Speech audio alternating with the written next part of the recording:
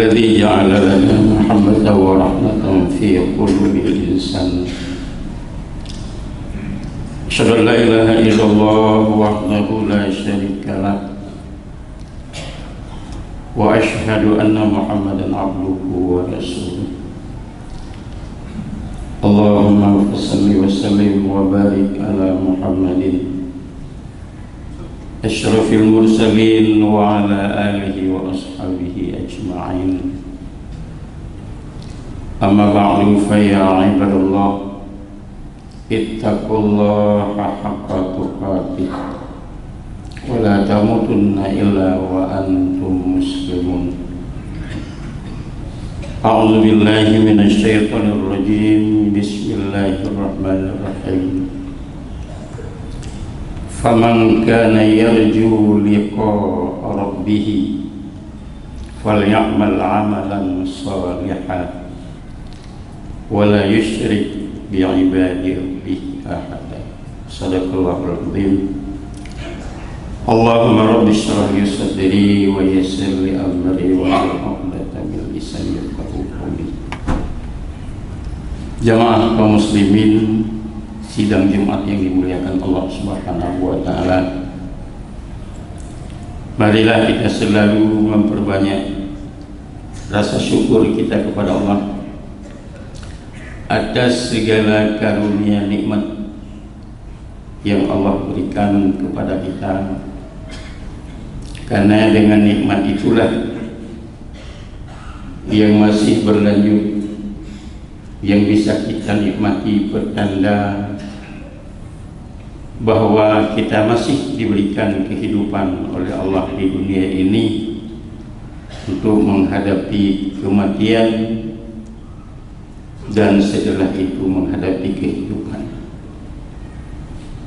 Karena apabila sebuah nikmat dicabut oleh Allah, bertanda bahwa kehidupan sudah dipersingkat oleh Allah kepada seseorang hamba. Sebagaimana Allah katakan kepada Rasul Muhammad sallallahu alaihi wasallam pada saat beliau melakukan haji wada, pada saat beliau menerima ayat yang terakhir dari surah Al-Maidah pada ayat 3, ada satu kalimat yang Allah sebutkan, wa atmamtu alaikum ni'mati. Dan Muhammad, sudah cukup, nikmatku sudah kucukupkan untukmu. Bertanda bahwa Nabi tahu dan para sahabat tahu bahwa dengan dicukupkannya nikmat kepada seseorang, pertanda bahwa ajalnya itu sudah semakin dekat. Karena itu kita bersyukur ketika kita merasa bahwa ada nikmat yang telah dicabut, yang tidak bisa kita lagi menikmatinya. Itu kita sadari bahwa pertanda kita sudah sedikit demi sedikit makin mendekat kita kepada ajal daripada Allah Subhanahu wa taala. Jemaah yang berbahagia, Rasulullah pernah diingatkan juga oleh Jibril dalam sebuah kalimat, aish ma syi'ta fa innaka mayyitun. Hiduplah kamu Muhammad sesukamu, tetapi sesungguhnya kamu akan mati. Jemaah yang berbahagia, kematian adalah merupakan satu proses untuk kita kembali kepada Allah Subhanahu wa taala lewat pintu kematian, untuk menjalani kehidupan selanjutnya. Maka tentu yang namanya kembali kepada Allah artinya kita berada di perantauan. Kita sedang berada di rantau yang sudah sangat lama. Ada yang 63 tahun, ada yang 70 tahun, bahkan ada yang lebih, namun ada yang kurang. Pada saat kita kembali kepada Allah, apa yang kita bawa dari perantauan? Ibarat seorang anak merantau keluar, baik keluar daerah, keluar negeri yang sudah bertahun-tahun, tentu pada saat dia pulang tentu akan dia bawa oleh-oleh kepada keluarga dan orang tuanya. Tapi apabila saat dia kembali kepada orang tuanya tanpa dia membawa bekal dan oleh-oleh yang berguna, yang bermanfaat, tentu orang tuanya pun akan menolak kehadiran sang keluarga di sana. Begitulah Allah Subhanahu wa ta'ala ketika hambanya kembali kepada Allah. Apakah bekal oleh-oleh yang dibawa serta tentu apabila oleh-oleh yang dibawa tidak lain adalah tentu amal. Dan amal pun tidak sembarang amal. Amal yang hanya bisa diterima oleh Allah adalah tentu amal soleh. Walaupun di dunia kita persiapkan bekal 3 macam. Yang Nabi katakan, yang pertama bekal kita adalah harta kita. Yang kedua bekal kita keluarga, sanak, ahli famili. Yang ketiga bekal yang bermanfaat ketika kita berada di alam barzakh adalah amal. Maka pada saat yang kita bawa bekal itu bermanfaat bagi diri dan Allah Subhanahu wa ta'ala, tentu Allah akan menerima kita sebagai hambanya. Tapi apabila yang kita bawa itu bukan amalan sholihah, Allah tidak mau bertemu dengan kita dan Allah tidak mengaku sebagai hambanya. Inilah yang Allah katakan, faman kana yarju liqa'a rabbih falyamal amalan sholihan. Siapa saja yang ingin berjumpa dengan Allah, artinya berjumpa dengan Allah tentu di akhirat, tidak di dunia. Liqa'a rabbih, berjumpa dengan Allah, falyamal amalan sholihan. Dia harus ada bekalnya, yaitu amal soleh. Dalam surah Al-Kahfi ayat yang paling terakhir, ayat 110. Jamaah yang dimuliakan Allah Subhanahu wa ta'ala, ada 3 macam golongan manusia yang Allah nanti pada saat kembalinya kepada Allah Subhanahu wa ta'ala, Allah akan menolaknya. Allah akan tidak membicarakan dengan mereka. Ada 3 golongan. Marilah kita renungkan di akhir tahun ini, agar kita tidak termasuk dalam 3 golongan itu, agar Allah kita menerima kita nanti. Kita saatnya kita dipanggil oleh Allah Subhanahu wa ta'ala. Dalam satu hadis Nabi katakan, Nabi bersabda, salah satu, la yukallimullahu yawmal qiyamah wa la yuzakkihim wa la yanzuru ilaihim wa lahum azabun alim. Ada 3 golongan kata Nabi yang nanti di hari akhirat, di hari kiamat, Allah tidak mau berkomunikasi dengan mereka, Allah tidak mau berbicara dengan mereka. Wala yuzakkihim, dan Allah tidak mensucikan mereka, artinya Allah tidak mengampuni dosa-dosa mereka.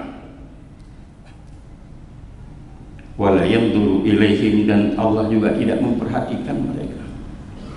Hanya keperluan tanya oleh Allah, merengek-rengek kita kepada Allah, tapi 3 golongan itu Allah tidak, hanya keperluan Allah tidak Allah perhatikan. Walahum azabun alim, dan bagi mereka azab yang sangat pedih, azab yang sangat keras. Siapa dia golongan yang pertama? Kata Nabi adalah seseorang yang memiliki kelebihan air, atau dengan kata lain, dia berumah di pinggir jalan, dia punya sumur atau ada sumber air yang berlebihan untuk dia konsumsi, tetapi dia pelit kepada orang lain ketika orang lain membutuhkannya. Ada musafir dan tetangga yang lewat ingin meminta setimba air, mereka menolaknya, merasa tidak cukup untuk dirinya. Jamaah yang dimuliakan Allah, itu Allah tidak senang kepada mereka. Karena Allah di dunia ini menciptakan air yang cukup banyak, tak pernah kering dunia ini dengan air. Karena Allah tahu bahwa manusia ini butuh kepada air, tidak hanya manusia tetapi juga seluruh makhluk di muka bumi ini butuh kepada air. Tetapi apabila ada segolongan yang membutuhkan air, ada kelebihan kita menolak, kita tidak memberikannya dengan kata lain, mahal kita bayar air pam hari ini, PDAM-nya mahal, kita tolak. Jangan harapkan akan bertemu dengan Allah, kata Rasulullah, dan di hari kiamat. Senyo kadang-kadang baik monggo bak mon kita nyu menteng ya cung ia tahu di mana kata gah ya cuo ia kita nyu. Jamaah yang dimuliakan Allah, hati-hati. Jangan kita pikir bahwa itu kan persoalan kecil, tapi rupanya sangat berat ketika di hari kiamat. Hanjit tamu rempok dengan Allah. Jamaah yang dimuliakan Allah, dan golongan yang kedua adalah seseorang memilih pemimpin. Kalau semua baru saya memilih pemimpin, yaitu pemimpin tingkat desa. Mudah-mudahan tidak terjebak. Jamaah yang berbahagia, kata Nabi, orang yang memilih pemimpin karena calon si pemimpin adalah orang yang punya kekayaan, lalu si calon itu bisa mengatur semuanya, lalu dia memilih pemimpin bukan karena skillnya, tetapi karena imbalannya. Karena ada serangan fajarnya, ada serangan sorenya, ada serangan malamnya, ada serangan kafenya, maka dia memilih pemimpin itu. Hati-hati, bertanggung jawab di hadapan Allah Subhanahu wa Ta'ala nanti. Karena dia tidak skill dalam hal itu, maka kita pilih karena dia banyak uang, dia sogok. Ar-rashi wal murtashi kulluhum finnar. Penyogok dan orang yang menerima sogok sama-sama hanya dalam neraka. Tapi pilih pemimpin adalah karena lepai. Dia keluarkan harta sebanyak-banyaknya demi dia mampu mendudukan jabatan. Setelah dia duduk jabatan, bukan keadilan yang dipikirkan, tetapi hanya untuk mengembalikan yang sudah dia keluarkan. Keadilan nanti tanggung jawab di hadapan Allah Subhanahu wa Ta'ala. Maka Umar bin Abdul Aziz, seorang pemimpin khalifah, begitu adilnya, sampai harimau bisa bersanding duduk bersama dengan kambing, rimun hidup bersama, singa duduk bersama dengan kambing, tidak akan dimangsa kambingnya. Kenapa? Umar bin Abdul Aziz sampai kepada binatang semuanya dia adil di dalam memberikan konsumsinya. Kitanya orang tapi itu orang muda orang pakai al-habib. Maka Nabi katakan, laula adlil umara la akalan nas ba'duhum ba'd kama ya'kul dhi'bul ghanam.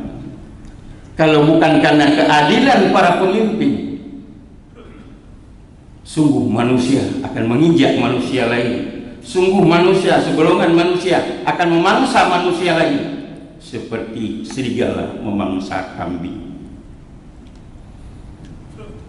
Jamaah yang dimuliakan Allah, maka hati-hati di dalam memilih pemimpin.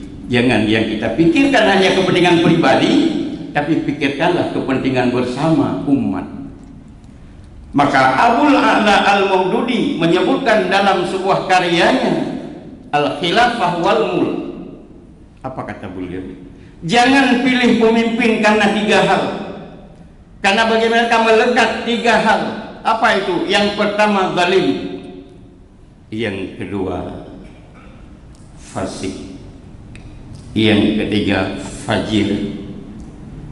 Urang zalim dia pilih pemimpin. Iban ciri urang zalim, kata Abul A'la Al-Maududi, ciri zalimnya itu adalah menempatkan sesuatu bukan pada tempatnya.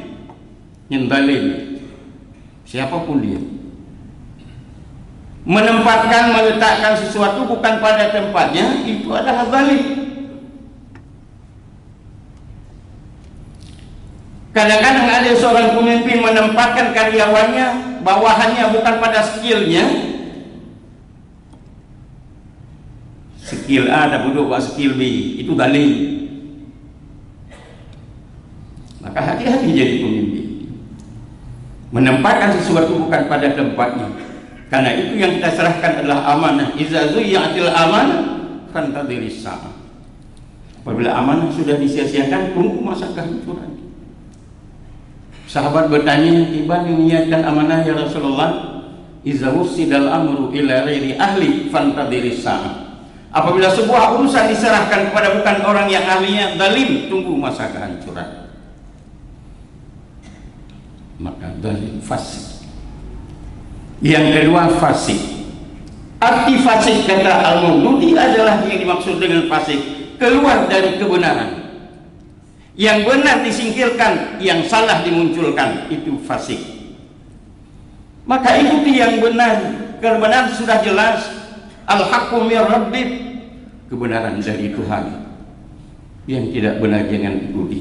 Himbauan dari pemerintah, dari pihak keamanan. Kita beberapa hari lagi menandang tahun baru 2023 Masehi. Kiranya umat Kota Lusmai dan umat Islam jangan ikut-ikutan. Jangan keluar dari kebenaran kepada kebatilan. Wa qul ja'al haqq wa tahaqal batil, telah datang kebenaran akan lenyap kebatilan. Jangan ikut kebatilan. Jangan ada umat Islam yang pura-pura pawai keliling, bakar lilin, nyambut tahun baru. Itu kita sudah keluar dari kebenaran. Itulah satu kefasikan yang dikerjakan. Tunggu masa kehancuran kalau itu yang dikerjakan. Maka hentikan. Ini yang saya sampaikan. Inilah merupakan amanah daripada pemerintah, dari pihak keamanan, Kapolres Ismawi, Dinas Syariat Islam. Mari kita menyambut tahun baru yang sadar seperti yang saya katakan ini, bahwa sejauh mana saya sudah berbuat. Apakah berada saya di pihak yang zalim atau fasik? Jamaah yang berbahagia, marilah kita hentikan sesuatu perbuatan yang fasik keluar dari kebenaran. Allah akan marah kepada kita. Yang ketiga kata Al-Maududi adalah jangan kamu pilih pemimpin orang yang fajir. Siapa orang yang fajir? Adalah orang yang suka mengerjakan dosa besar. Bang narkoba binari, bak sipiru, semua ada dia pemimpin. Maka jangan kamu pilih itu. Itu batal kepemimpinannya kata Abul A'la Al-Maududi. Kalau pemimpin yang kita pilih sudah batal, berarti perbuatan yang kita lakukan adalah perbuatan dosa. Maka Allah tidak terima nanti kita di akhirat pada saat kita mau berjumpa dengan Allah Subhanahu wa ta'ala. Jamaah yang dimuliakan Allah, dan yang terakhir, waktu yang singkat ini, yang nanti Allah tidak merespon seorang hamba saat kembali kepada Allah Subhanahu wa ta'ala. Yang sangat berbahaya juga adalah seorang pedagang. Maaf kalau saya katakan pedagang. Kata Nabi, seseorang pedagang yang dia menjual barangnya sampai pada sore hari, dan dia bersumpah atas barangnya yang belum laku kepada orang lain bahwa barangnya sudah ditawar orang harganya sekian. Seorang pedagang sampai sore hari kata pur-puro barang belum habis laku, tetro urang tang tempat hanya belum berron nyok gede nyok kai tawar sekian hana lumbi, tapi kita lumbi. Dia bersumpah atas nama Allah, itu Allah tidak menerima dia nanti karena dia membohongi pembeli. Hati-hati juga pedagang. Tidak perlu kita bersumpah atas harta kita sendiri. Maka ini hadirin yang dimuliakan Allah Subhanahu wa ta'ala. Tiga hal inilah yang Allah nanti katakan pada saat kita kembali, yang seharusnya Allah sangat senang bertemu dengan hambanya. Faman kana yarju liqa'a rabbih, bertemu dengan Allah satu masa yang sangat gembira. Farhatun inda liqa'i rabbih, yaitu kegembiraan yang luar biasa pada saat kita berjumpa dengan Allah Subhanahu wa ta'ala. Lihat kiamat kelak di hari esok. Tapi karena ganjalan tadi kita jauh dari Allah. Mudah-mudahan kita hamba semuanya sebelum kita kembali kepada Allah Subhanahu wa ta'ala menjalani hidup sesudahnya, kita berada pada selalu mengerjakan amal yang soleh, bukan amal yang salah, agar Allah menerima kita.